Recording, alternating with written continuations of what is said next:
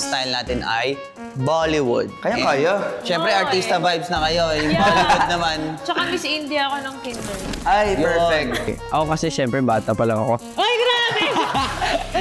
Napapanood ko na si Ate Glay. Now, na habang tumatagal, pataas yung respeto na meron ako for Ate Glay.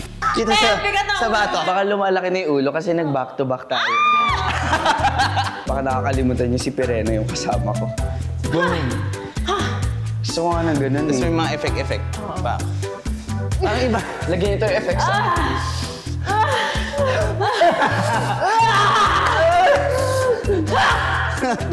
Sabi nila ako sa ikot na siya! Oo, guys. May bago pong may bagong pash na eh. Never kami mag-give chance to Hindi. Sayang yung effort eh. Kung hindi mo yan i-maximize. Correct. Kahit na gaano ka-basic yung steps. Pero pag si JM yung gumawa, 100%, isang bagay yung tumatak sa akin na hindi siya natatakot na pagod. At my age, gusto ko nang mamahinga eh. So some people call me Kid Wonder. Kung yun yung tawag niya sa akin, then I'll show you that. I'm the Kid Wonder.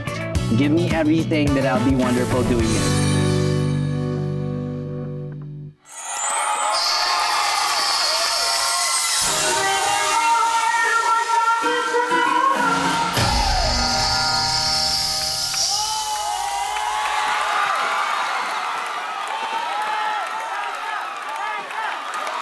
There you have it. Dance Authority, ano masasabi natin yan sa ating biyaheng India? Actually, nanonood kami dito, napapaganon ako sa kanila. Para ako na-hypnotize sa galing nilang dalawa. Glyza, parang lahat yata ng manonood sa'yo ay magmuhumaling sa iyong kapangyarihan. Alam mo, kayong dalawa, sa tuwing magpe-perform kayo, nagkakatinginan kami dito eh. Inaabangan talaga namin kung anong pasabog meron kayo. Correct. At alam nyo, hindi nyo kami binibigo every single time na magpe-perform kayong dalawa. Basta galing. Thank you, yan. Coach Jay. Bago kayo mag-perform, pagpapasok pa lang yung mga props, papasok pa lang kayo, sinasabi namin dito lagi, ayan na naman sila. Ano na naman kaya to? Sobrang na-appreciate ko yung ginawa ni JM na naka-one leg siya. Alam mo yung balance niya, talagang yung technique niya, paano niya binubuhat yung sarili niya, paano niya inuusog yung paa niya. Grabe yung control niya. Last din ng core, Coach. Yeah, no? tama. Tsaka shoutout kay... Oh, may special participation. Bakit mo pala iniwan? Pwede pala yun. Bakit mo kasi iniwan?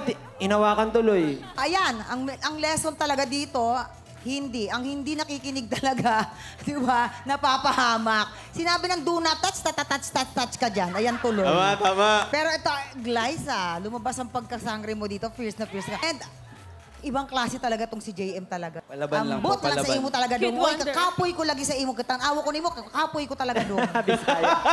Pagka na bataan eh. Oo. Pero alam mo, Mang, ngayon ko lang yata nakita si JM na mag-lift ano? na matagal. Oo, talaga. Ngayon, parang gusto kong siguro, paano kaya pag si Ate Yan yan yung binuhat niya? Tatingin Ay, natin. oo!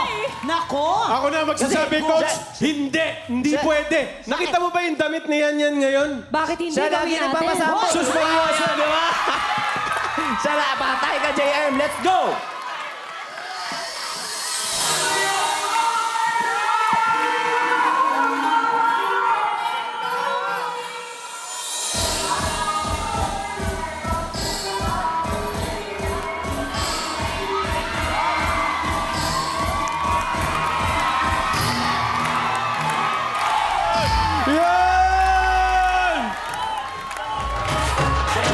Masabi talaga sa mga judges natin.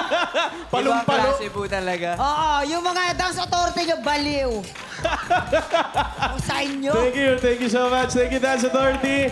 Dance Universe, the Dream Star Duo, Glyza and JM. Next up, tumungo naman tayo sa Caribbean with Vision Patrick at Kakay sa pagbabalikan ng Stars on the Floor.